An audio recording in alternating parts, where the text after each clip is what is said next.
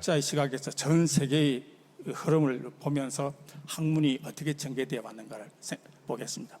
사회학을 공부하는 사람은 다 이 꽁트에서 출발하고 꽁트의 사상의 빚을 지고 있습니다. 꽁트가 자신의 사상을 실정 철학이라고 또 실정 학문이라고 이름을 붙인 데에는 당시에 발달했던 자연과학적인 지식, 여기서 굉장히 경도되어 있었습니다. 사회현상도 자연과학의 방법을 사용해서 정밀하게 그 법칙적 과정을 찾아낼 수 있다, 이렇게 생각을 했습니다. 그래서 이 학문의 목표는 이제 나름대로 그 프랑스 혁명 후에 무질산상을 다시 바로잡는데도 실정적 정신에 근거하면 극복될 수 있다. 그래서 사회학을 제시한 겁니다. 여기서 좌우 이념 갈등, 진보 보수 갈등을 어떻게 해결할 거냐. 첫째, 개인들이 자신의 지적, 정신적 자격을 넘어서는 개인적 탐구의 권리를 대폭 포기할 것을 요구한다. 그래야 조직화가 된다. 족쇄 풀린 자유로운 탐구의 권리, 양심의 무한한 자유, 이런 것이 지적 재조직화에 방해된다.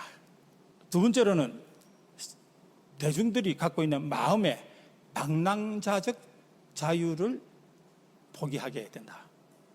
모든 진정한 도덕적 질서는 개인들이 갖고 있는 마음의 방랑자적 자유, 이것과 양립할 수 없다. 사회 현상도 자연 현상과 마찬가지로 법칙적 과정입니다. 그래서 실정 정신에 훈련받고 사회의 법칙을 알게 되면은 쓸데없는 주장 하지 않게 되고 쓸데없이 요구하지 않게 되고 현명한 체념을 갖게 된다. 이렇게 해서 상당히 엘리트주의적인 그런 얘기를 했습니다. 그리고 또 하나 꽁트가 말하는 게 대중들은 복종의 욕구를 갖고 있다. 아주 정확한 지적을 했어요.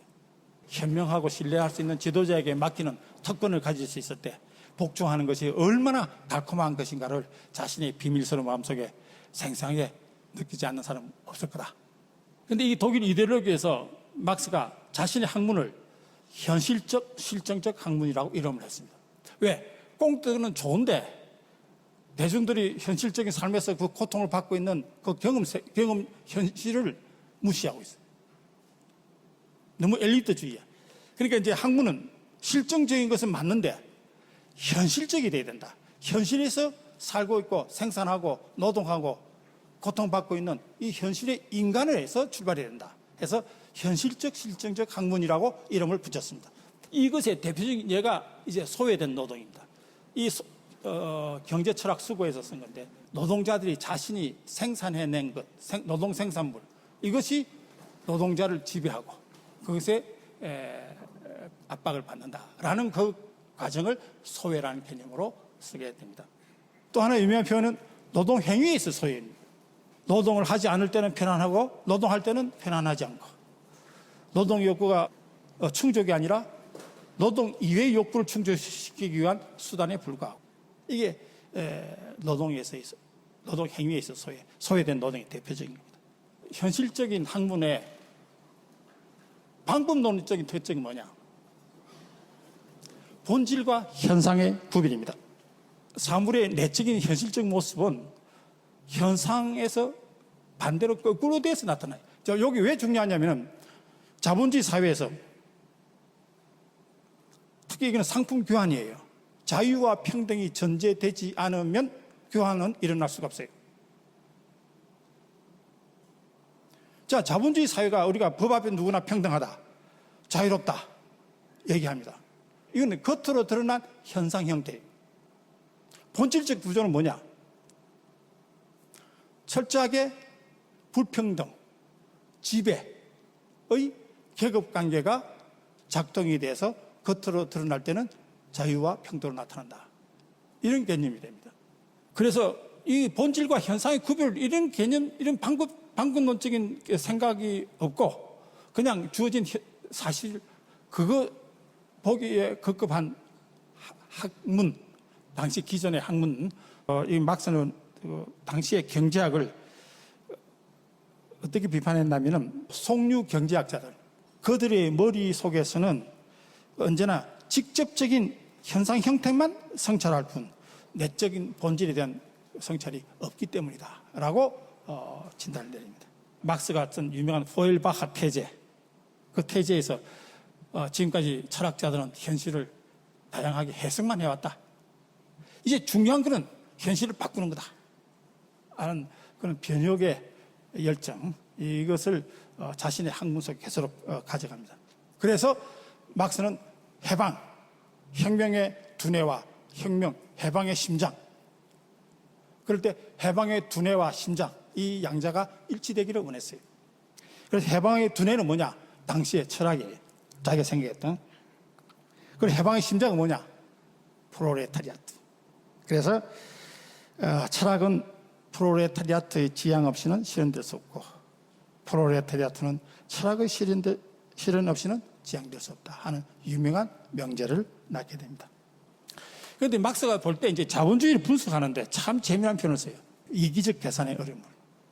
그래서 신앙심 깊은 열광이나 기사적인 감격, 속물적인 비애, 이 모든 것들을 이기적 계산의 얼음물 속에 다 익사시켜버려요.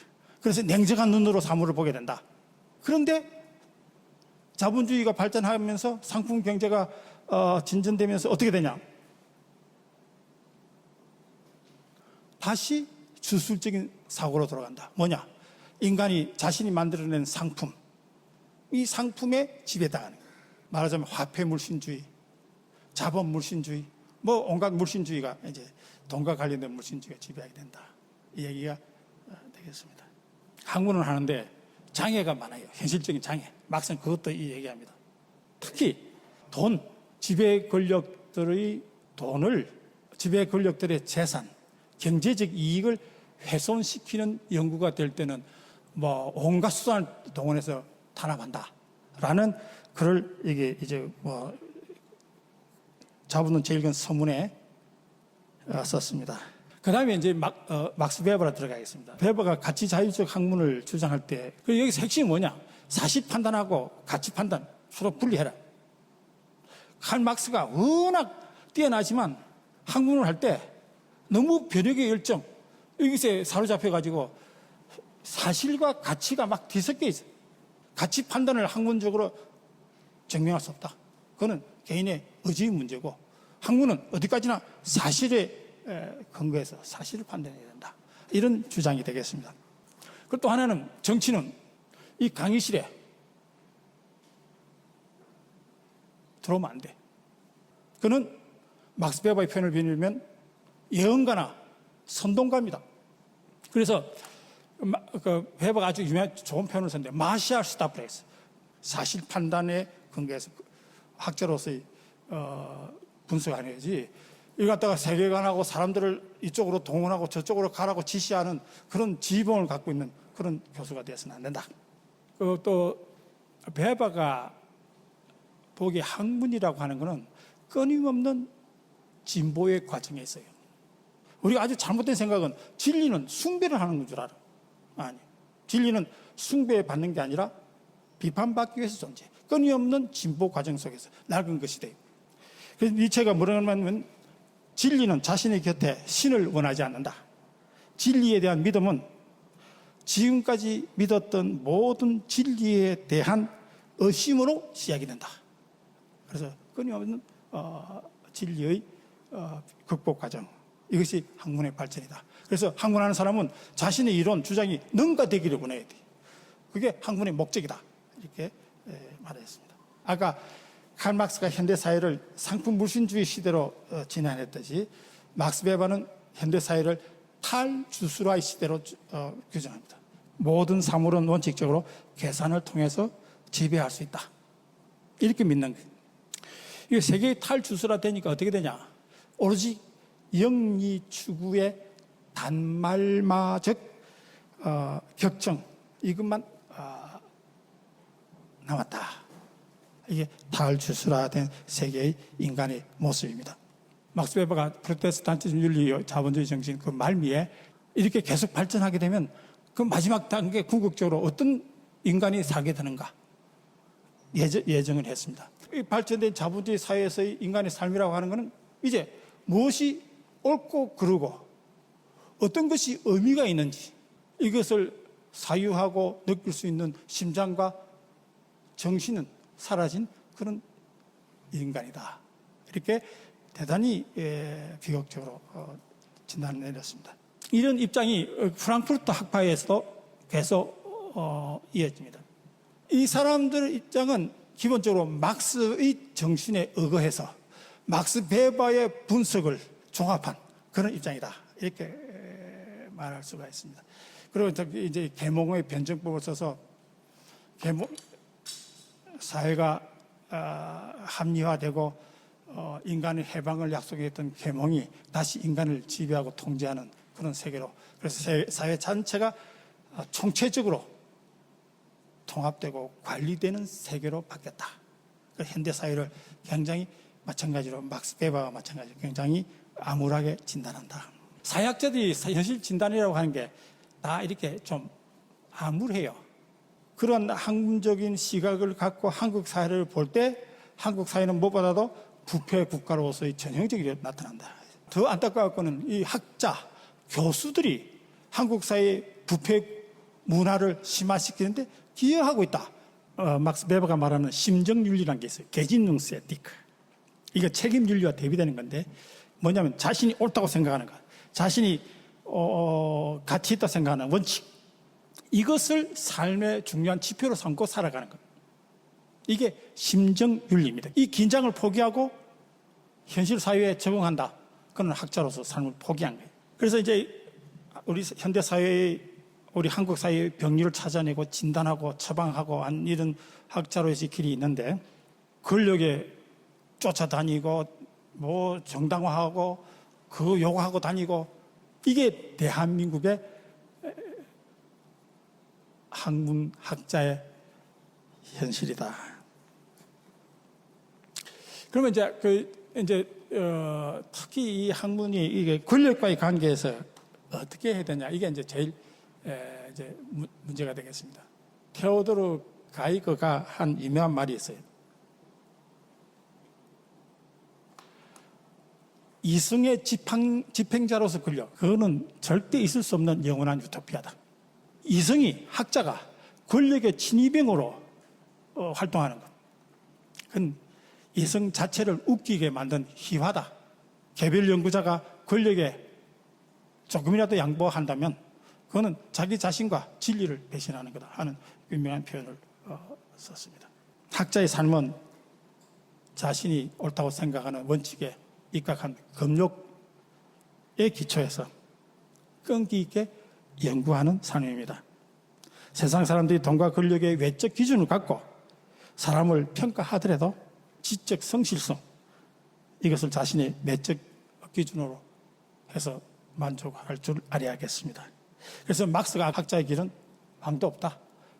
학문의 오솔길을 힘들지만 끝까지 올라가는 사람만이 왕자에 도달할 수 있다. 베버도 마찬가지입니다. 위대한 예술가치고 자기 일에만 헌신하는 것 이외에 다른 일을 한 예술가 우리는 알지 못한다. 오직 자신의 과업에 내적으로 헌신하는 것만이 자신의 영역에서 정상의 또 품위를 갖는 일이다. 이렇게 말했습니다.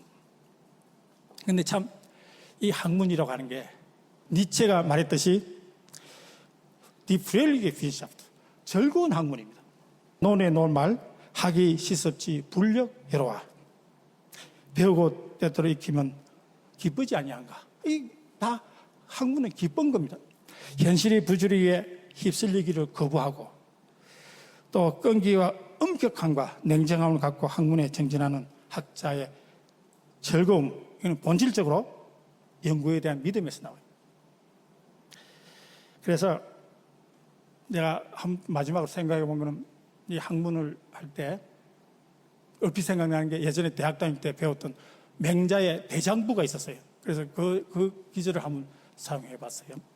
이제 번역을 하면은 부귀가 마음을 방탕하게 하지 않고 빈천, 가난한 것 이것이 절개를 지조를 바꾸게 하지 않고 또 위무, 폭력, 권력 이것이 자신의 지조를 굽히게 하지 않는 이런 삶 이걸 대장부라 한다 하는데 학자의 삶은 바로 이 맹자와 공자와 마르크스와 막스 베바, 니체 이걸 합한 그런 즐거운 학문이 되어야 되겠다.